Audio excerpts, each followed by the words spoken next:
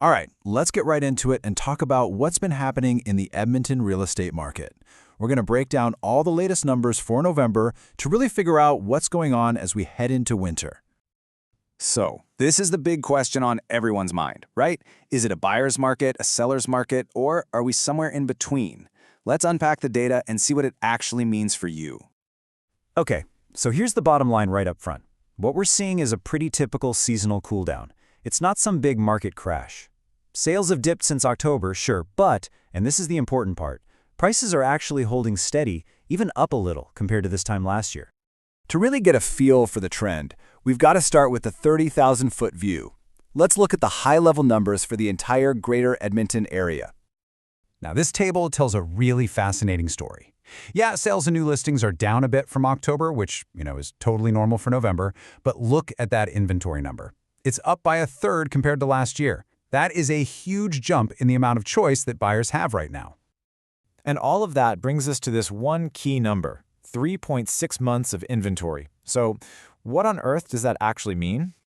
Basically, this tells us we're in a market that's still got a slight edge for sellers, but it is way more balanced than it's been. We're not in that frantic seller's market anymore. But it's not quite a buyer's paradise yet either. We're in that sweet spot in the middle where having a good strategy really starts to pay off. All right, so that's the big picture. But the real story is always in the details, right? So let's dig in a little deeper and see what's happening with different types of properties. This is where you can spot some real opportunities. No huge surprises here. Detached single-family homes are still the king of the castle, making up the bulk of the sales. But what's really interesting is when you add up the condos and townhouses. Together, they make up a huge chunk of the market's activity. Now, check this out. The average time a home is sitting on the market has climbed across the board compared to last year. For detached homes, it's just a couple of extra days. But for semis and apartment condos, they're on the market for an extra week or two. That gives buyers some much-needed breathing room. And when we zoom out and look at the whole year so far, the trend becomes crystal clear. We've had way more new listings in 2025 than we did in 2024. All that choice has meant slightly fewer sales overall. But here's the real kicker. The average price for the year is actually up by more than 25 grand. More choice, but prices are still climbing. Okay, so if you're out there looking to buy a home this winter, what does all this data actually mean for your move? Let's talk advantages. Honestly, for buyers, this is really good news. You've got more homes to choose from, which means you don't have to feel panicked into making a snap decision. And with homes sitting on the market just a little longer, you might find there's more room to negotiate on the price or conditions. Plus, prices are stable. They're not running away from you. And this is all happening against a pretty important backdrop. The Bank of Canada actually cut rates back in October, bringing the overnight rate down to 2.25%.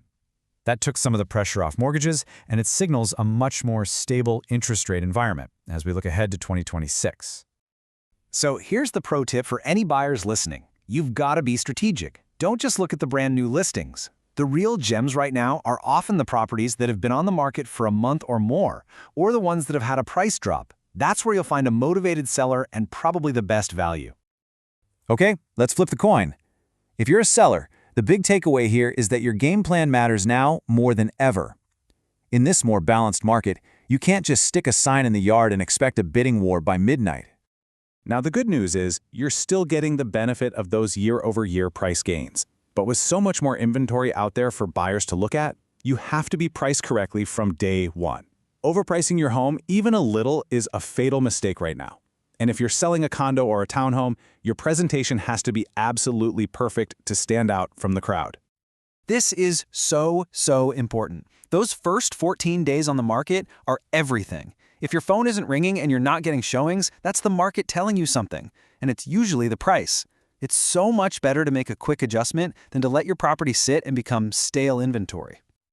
So, let's pull all these threads together. If you're thinking about making a move in the new year, what should you be doing right now during these quieter winter months?